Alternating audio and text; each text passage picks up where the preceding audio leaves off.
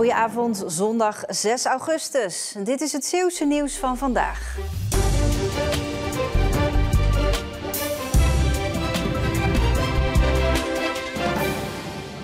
Het is hartje zomer en normaal gesproken zouden we lekker in de zee springen of op het strand gaan liggen. Maar dat zit er vandaag niet in. Er is code geel afgegeven. En ook op verschillende plekken in Zeeland zijn er evenementen afgelast. Maar er zijn ook diehards die gewoon doorgaan. Zoals de tennissers bij de Schelde in Vlissingen. Nou, we hebben dit jaar is het eigenlijk wel het slechtste jaar wat we ooit hebben gehad. Van al die jaren dat we het toernooi organiseren. Het is natuurlijk de eerste week van augustus en normaal hebben we eigenlijk altijd zon. En is misschien hoogstens 1 dag regen, maar dit is wel heel erg qua regen wat er is gevallen. En daarom zijn veel wedstrijden afgelast, verplaatst of op een andere plek gespeeld. Er is natuurlijk heel de week al veel regen gevallen. En normaal kunnen baan 1, 2 en 3, die je dus hiervoor ziet, best wel wat regen aan. Maar nu is dat ook minder, dus de banen zijn gewoon sneller niet meer bespeelbaar. Dus dat is wel vervelend.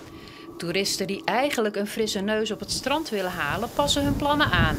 Het waait zo hard voor ons Limburgers, dus we gaan dat niet doen, denk ik. Het is lekker zondagochtend en heerlijk nu in de wind.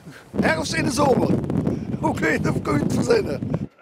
In Groede komt die beleving van herfst in de zomer heel dichtbij. In strandhuisjes zitten ze daar op de eerste rij. Op zich is het wel leuk dat je het lekker warm hebt in het huisje en dat je van op een veilige afstand kan kijken naar het weer. Maar het mocht wel een beetje beter weer zijn, toch wel. We hebben een hele relaxte zondag. Dat is ook helemaal niet erg.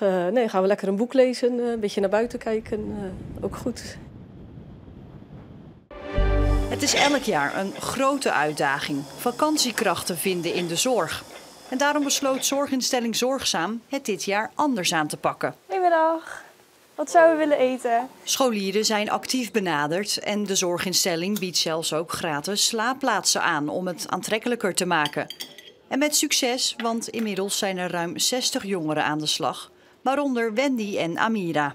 Ja, ik loop stage in de ouderenzorg en hierdoor zie je het vanuit de andere kant. Dus niet alleen wanneer ze sporten, maar ook als ze gewoon in bed liggen, eten krijgen, hoe ze daar dan mee omgaan. Nou, je kan de mensen met iets kleins blij maken. Ja, het is een mooie aansluiting op mijn opleiding. Ik studeer natuurlijk verpleegkunde en dan met de ervaring die je opdoet met het werken in de zorg en de zomervakantie, neem je ook weer mee naar je opleiding. Ik kom even de bloeddruk meten. 2/3 van de vakantievacatures is nu ingevuld.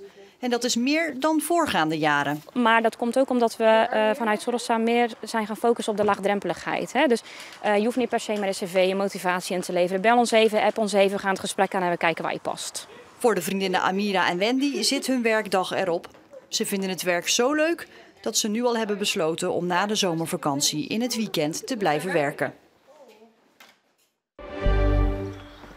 Anne Thomas uit Absdalen is de jongste glazenier van Zeeland. Het was voor haar liefde op het eerste gezicht. Ik ging naar een open dag en ik eigenlijk als goudsmid. En ik ben daar beland in een heel ander lokaal met allemaal glazen loodramen erin. En daar ben ik eigenlijk spontaan verliefd geworden op het glazeniersvak. En inmiddels heeft ze al 5 jaar haar eigen atelier in de tuin van haar ouders. Mijn vader heeft deze schuur, mijn atelier, heeft hij zelf gezet. Waardoor heeft hij ook rekening gehouden met mij dat ik daglicht nodig heb. Dus hij heeft ramen in het dak gestoken. En uiteindelijk is dit de ideale plek, omdat ik dus goede kleuren glas kan zien. Want van gewone lampen verandert je kleuren en dat kan heel veel uitmaken voor een glas- en loodraam. Dat ze de jongste glazenier van Zeeland is, vindt Anne wel grappig. Ik krijg wel veel opmerkingen als ik op een bouwplaats ben. Dat ze wel eens 2 keer moeten kijken van wat komt die hier doen. Voor de rest, ja, ik heb heel veel geleerd van een collega van mij. En die neemt mij ook heel vaak mee. Waardoor er dat mensen ook zeggen en denken dat ik een stagiair ben van hem. Maar dan is het des te leuker om te zeggen dat ik ook zelfstandige ben. Maar dan in Zeeuws-Vlaanderen. En dat ik zo ook weer bekender word. Hier in de skihal in Terneuzen maakt een van Nederlands grootste snowboardtalenten bijna dagelijks haar trainingsuren. Het gaat om Katja Dutu uit Hoek. Ze is pas 14 jaar, maar zit nu al bij het Nederlands team. En ze is de allerjongste atleet op Papendal, waar veel Olympische atleten trainen. Mijn droom is op een dag op de Olympics te kunnen staan. En als dat niet lukt, vind ik het helemaal niet erg. Maar als ik gewoon mijn beste voor doe, dat is voor mij het belangrijkste. Katja snowboardt pas 5 jaar. Dat ze ooit in aanraking kwam met de sport is puur toeval. Ik was eerst een zwemmer En we wouden mijn kinderfeestje toen ik 9 was bij het zwembad houden. En dat werd last minute gecanceld. Dus toen moesten we naar Snelle Terneuzen gaan. En skiën sprak me niet echt aan, dus toen begon ik maar met snowboarden. En ik vond het wel leuk. Al snel blijkt dat Katja veel talent heeft. Nu 5 jaar later werd ze al bijna Nederlands kampioen en doet ze straks mee aan het jeugd-WK, waar ze zich kan plaatsen voor de jeugd-Olympische Spelen. En daarvoor traint ze niet alleen in deze skihal. De bergen is het wel altijd groter, maar omdat het hier altijd zo leuk is en zo en dat iedereen hier is, zeg ik altijd wel dat ik het hier zo veel leuker vind. Maar in de bergen leer je natuurlijk wel wat meer. Dus het is beide wel heel leuk voor mij. Het jeugd-WK waar Katja aan meedoet begint eind augustus en vindt plaats in Nieuw-Zeeland.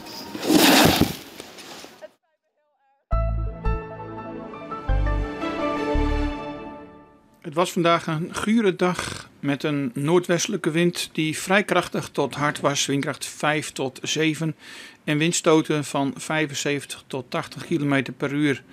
Daarbij was het ronduit koel met een maximumtemperatuur van 16 graden en we kregen te maken met veel neerslag. Op veel plaatsen viel in de afgelopen 24 uur 20 tot 40 mm neerslag. Vanaf morgen gaat het allemaal wat verbeteren. Vanavond en vannacht zien we nog een paar buitjes en de wind die neemt duidelijk al wat af in kracht en wordt vrij krachtig uit het noordwesten. Ook morgen is dat de windsnelheid die we kunnen verwachten. En daarbij liggen de temperaturen morgen al wat hoger, rond 18 à 19 graden. En we hebben dan geregeld zon en ook af en toe nog wel een enkele bui. Dat weerbeeld hebben we ook op dinsdag en woensdag. Maar de temperaturen gaan geleidelijk omhoog. Op dinsdag wordt het nog 18 à 19 graden, maar op woensdag krijgen we temperaturen van 21 graden.